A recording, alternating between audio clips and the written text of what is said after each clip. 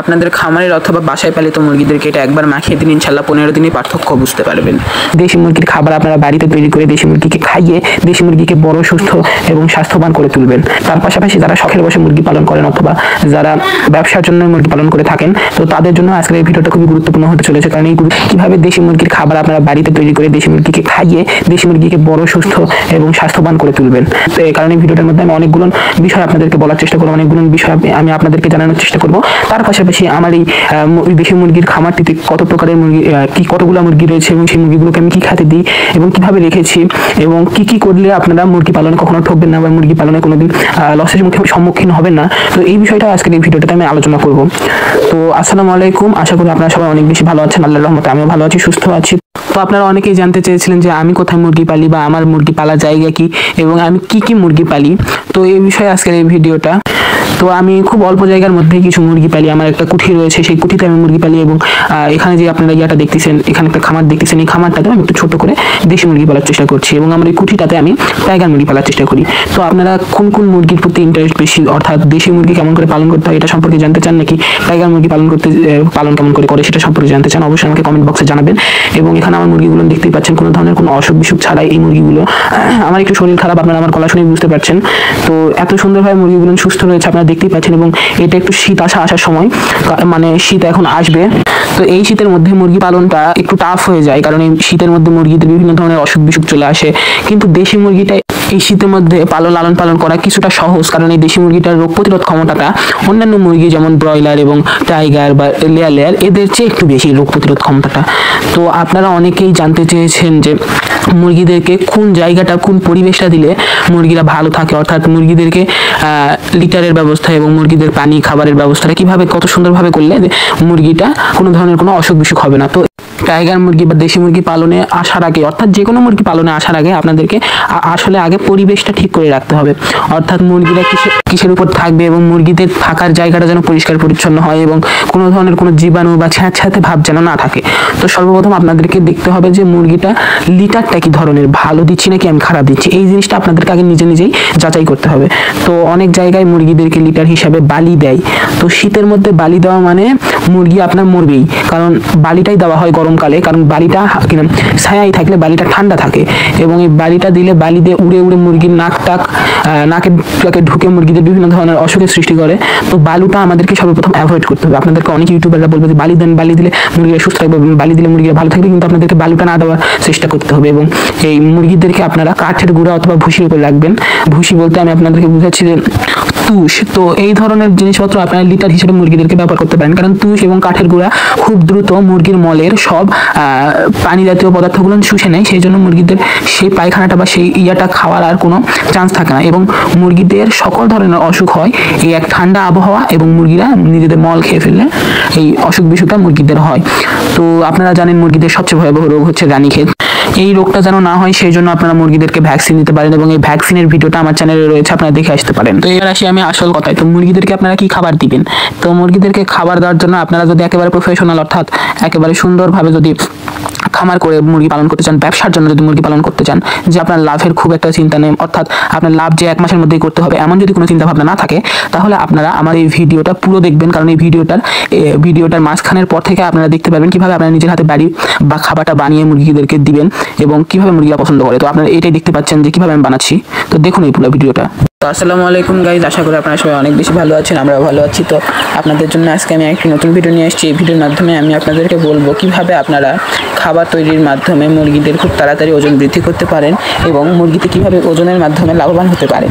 তো আপনারা এই পদ্ধতিতে খাবার মাখলে ইনশাল্লাহ আপনাদের মুরগিদের শরীরের একটি বিরাট অংশ পরিবর্তন দেখবেন, বিরাট হারে পরিবর্তন দেখবেন। মুরগিদের ওজন খুব তাড়াতাড়ি বৃদ্ধি পাবে এবং এর মাধ্যমে আপনাদের খরচ অনেক কমে আসবে।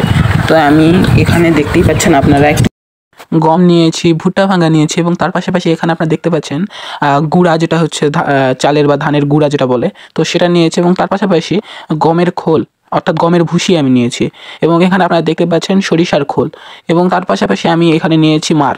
তো এই সব উপাদানের কি কি উপকারিতা রয়েছে এবং কি জন্য আমি এগুলো ব্যবহার করছি এবং তার পাশাপাশি এগুলো ব্যবহার করার ফলে মুরগিদের কি ধরনের পরিবর্তন ঘটবে, অর্থাৎ কোনটার কী গুণ এগুলো আমি আপনাদেরকে সব বলে দিব।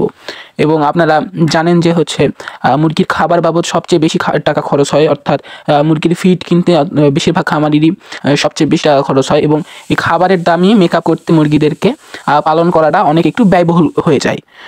তো এই খাবারটা আপনারা যদি বাসায় তৈরি করতে পারেন, অর্থাৎ এই ফিডটা যদি আপনারা বাসায় নিজের হাতে তৈরি করে মুরগিদেরকে খাবার দিতে পারেন বা খাওয়াতে পারেন, তাহলে আপনাদের এই খাবারের ইয়াটা অনেকটাই কমে আসবে, অর্থাৎ খাবারের খরচটা অনেকটাই কমে আসবে।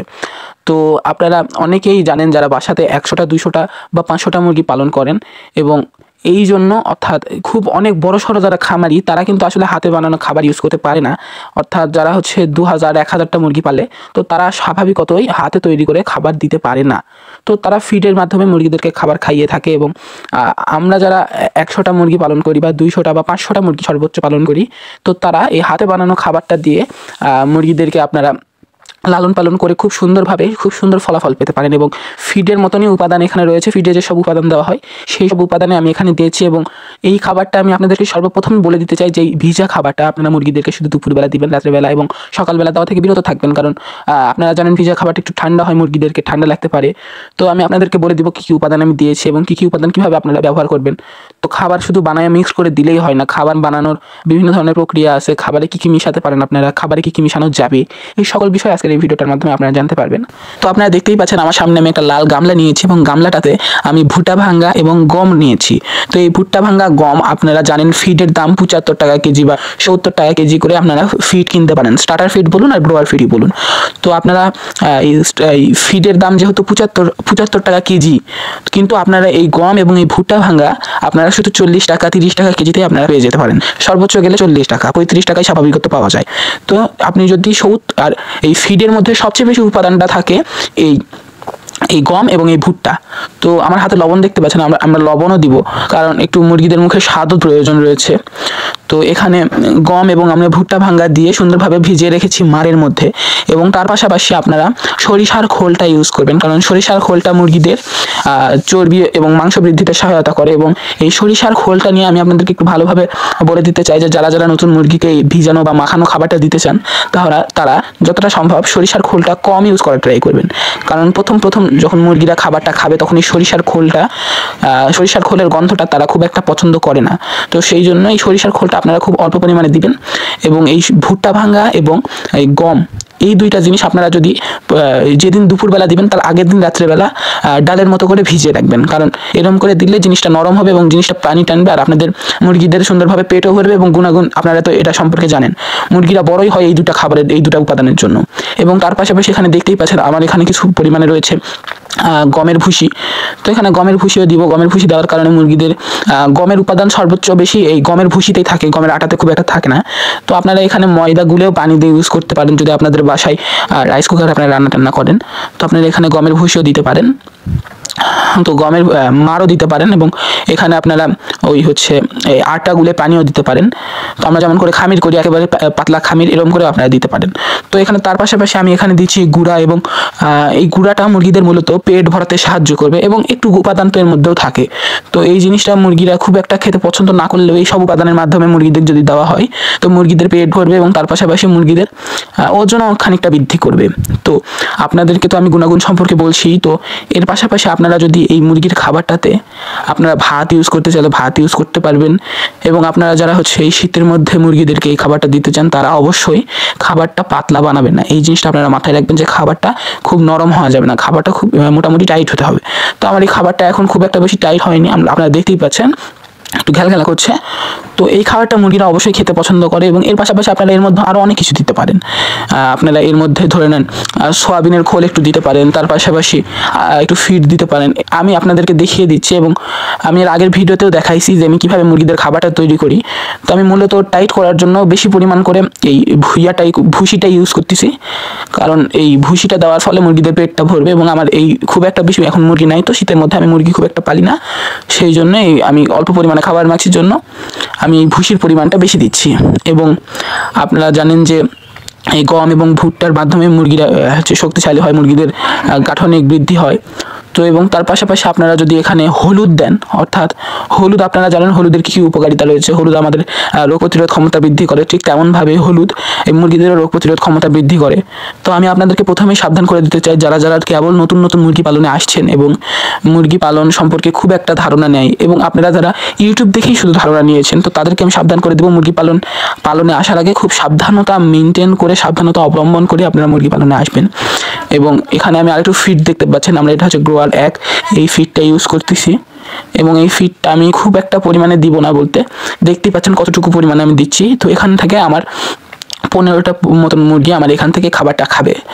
তো এখানে মোট আমি 15টা মুরগির জন্য খাবার তৈরি করছি, এবং এই খাবারটা হয়তো বা মুরগিরা পছন্দ করবে। এবং আপনারা যারা নতুন নতুন মাখিয়ে দিবেন খাবারটা, তো তারা এইখানে এই খাবারটাতে ফিডের পরিমাণ একটু বেশি দিবেন। যত দিন যাবে ফিডের পরিমাণ আপনারা আস্তে আস্তে আস্তে আস্তে আস্তে আস্তে কমাতে থাকবেন, কারণ প্রথম মুরগি যারা স্টার্টার ফিড খায় অভ্যস্ত, তারা তো এই মাখানো খাবার খাবে না।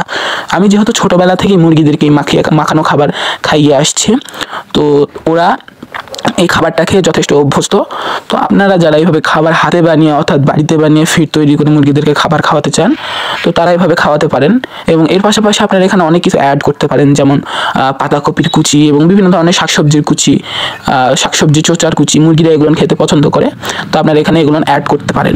কিন্তু আমি আপনাদেরকে প্রথমে সাবধান করব যে মুরগিদের এই খাবারটা তৈরিতে আপনারা যথেষ্ট সাবধানতা অবলম্বন করবেন, কারণ যদি খুব বাসি কোনো কিছু দিয়ে দেন, অর্থাৎ মার ধরে নেন 3-4 দিন পুরানা, এই ধরনের খাবারের মারটা দিলে মুরগিদের স্বাস্থ্যের ক্ষতি হতে পারে। তো আপনারা এই দিকে খেয়াল রাখবেন, এবং মুরগিদেরকে আপনারা যতটা সম্ভব সুস্থ রাখার ট্রাই করবেন, এবং এই শীতের মধ্যে যতটা সম্ভব মুরগি না পালা ট্রাই করবেন।